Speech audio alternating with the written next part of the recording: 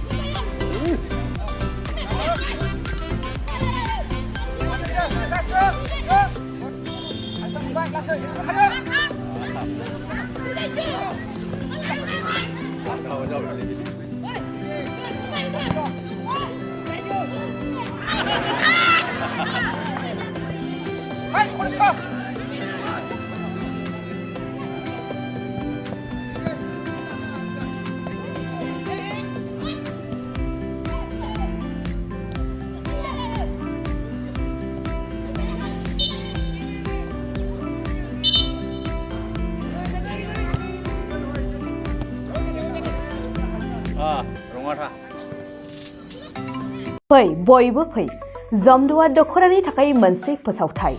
गसाइगाव महकुमानि सिङाव थानाय जमदुवार दख'रा एबसुआ सानथामनि हाबाफारिजों गाजा गोमजायै 5थि खेब बोसोरसालिया जथुम्मा खुंफुंगोन।